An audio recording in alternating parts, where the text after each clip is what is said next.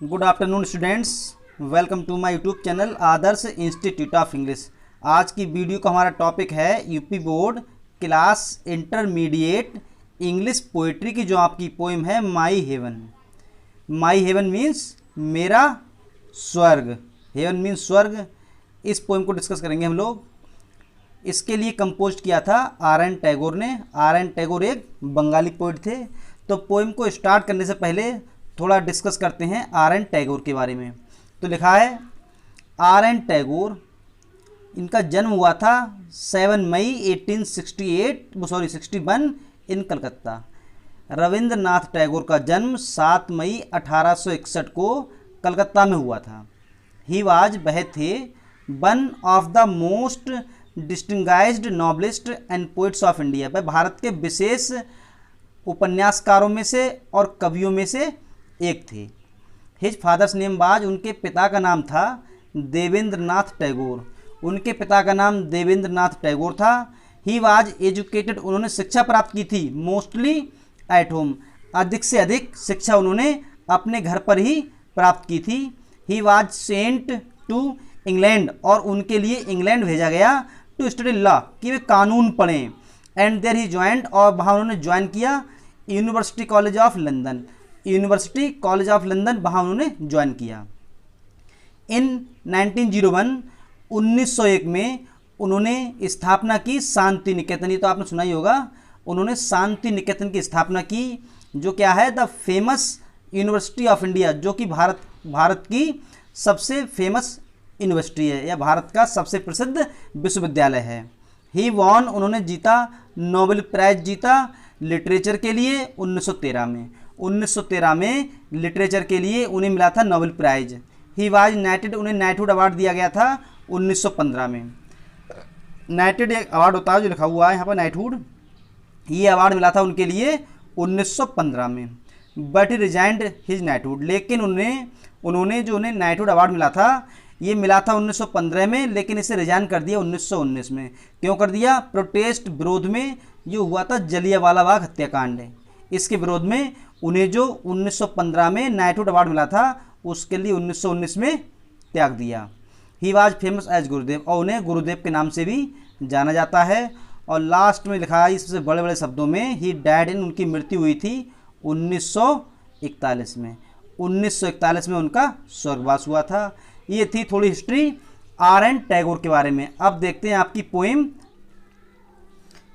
जैसा कि पोइम का नाम है माई हेवन, मेरा स्वर्ग। इसका मतलब क्या हुआ? मेरा स्वर्ग। ये आपकी पोइम है। अगर इसकी थोड़ी स्टोरी डिस्कस की जाए तो क्या है? मेरा स्वर्ग, पोइट आर.एन. टैगोर इस पोइम में गॉड से प्रे करते हैं कि उनके सपनों का भारत कैसा हो। वह चाहते हैं कि उसके देशवासी भाईचारे की भावना से रहें, कोई एक दूसरे से ईर्ष्या न करे। ईश्वर मतलब वह चाहते हैं कि उसके देशवासी निडर हों, स्वाभिमानी हों तथा संकुचित मान्यताओं से मुक्त रहें।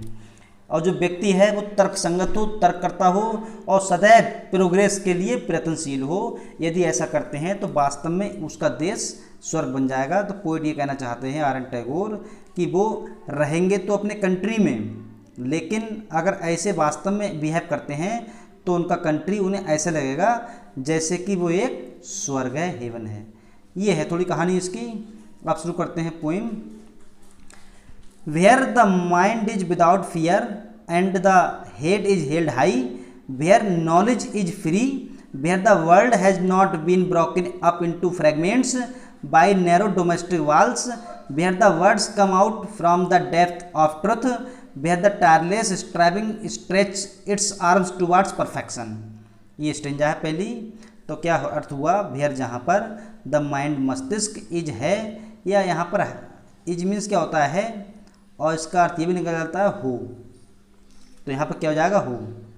वेयर जहाँ द माइंड मस्तिष्क इज हो, विदाउट फियर निडर, एंड द हेड सिर इज हेल्ड हाई, ऊंचाई पकड़े हुए हो। मतलब यहाँ हेल्ड हाई का मतलब ये हुआ कि जो मस्तिष्क है सद्गुणों से भरा हुआ हो या आत्मसम्मान वाला हो।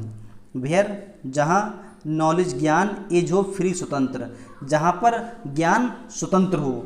यहाँ फ्री का मतलब जैसे स्वतंत्रता पूर्वक ज्ञान दिया जाए, कोई कास्ट वर्ग किसी भी तरह का कोई उनमें डिस्टिंक्शन ना हो, भेदभाव ना हो, इस तरह से उन्हें ज्ञान प्राप्त किया जाए। वेयर जहाँ पर द वर्ल्ड संसार हैज़ नॉट नहीं बीन ब्रोकन टूटा हुआ हो अप इनटू में फ्रेगमेंट टुकड़ों में, जहाँ पर संसार छोटे छोटे टुकड़ों में टूटा हुआ ना हो बाय नैरो डोमेस्टिक बाल्स, नैरो संकुचित, डोमेस्टिक घरेलू, बाल्स दीवारें। इसका मतलब क्या हुआ, एक संकीर्ण देशभक्ति में देश टूटा हुआ ना हो। वेयर जहाँ पर वर्ड शब्द कम आते हों आउट बाहर फ्रॉम द डेप्थ गहराई से ऑफ ट्रूथ सच्चाई की, जहाँ पर शब्द सच्चाई की गहराई से आते हो, मतलब जहाँ पर लोग सदैव सत्य बोलते हों।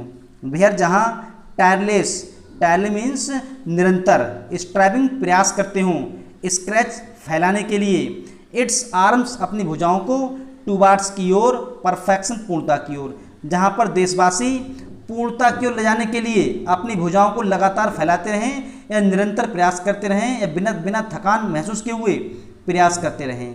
तो पूरा अर्थ क्या हो जाएगा, जहाँ पर मस्तिष्क निडर हो तथा व्यक्ति का सिर ऊंचाई पकड़े हुए हो, मतलब व्यक्ति स्वाभिमान की जिंदगी जीता हो, जहाँ पर ज्ञान स्वतंत्र हो, कोई भी ज्ञान या मतलब ज्ञान स्वतंत्रता पूर्वक दिया जाए, उसमें जात पात का कोई भेदभाव ना हो, और जहाँ पर संसार छोटे छोटे घरेलू टुकड़ों में टूटा हुआ ना हो या छोटी छोटी घरेलू दीवारों में टूटा हुआ ना हो, सब लोग भाईचारे की भावना से रहते हों, जहाँ पर सब सच्चाई गहराई से आते हों या जहाँ पर लोग सदैव सत्य बोलते हों, और जहाँ पर पूर्णता या पूर्ण कार्य करने के लिए बिना थकान महसूस करते हुए लोग लगातार प्रयास करते रहें। तो ये मतलब हुआ आपकी पहली स्टेंजा का।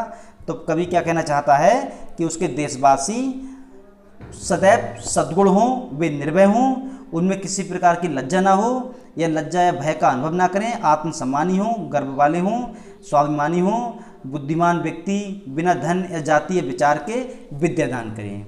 ये हुई पहली स्टेंजा। उसके बाद आती है आपकी second stanza. Where the clear stream of reason has not lost its way into the dreary desert sand of dead habit, where the mind is led forward by thee into ever widening thought and action into that heaven of freedom my father led my country above। ये थी last stanza.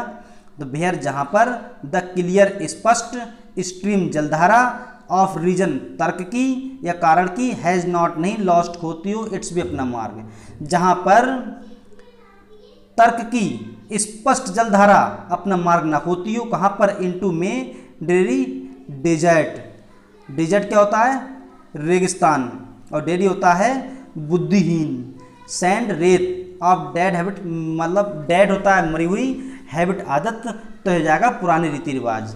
ये dead habit का मतलब हुआ पुराने रीति रिवाज। तो क्या मतलब हुआ, जहाँ पर तर्क की स्पष्ट जलधारा प्राचीन आदतों के सूखे साके या प्राचीन आदतों के बुद्धिहीन रेगिस्तान के रेत में अपने तर्क को न खोदे।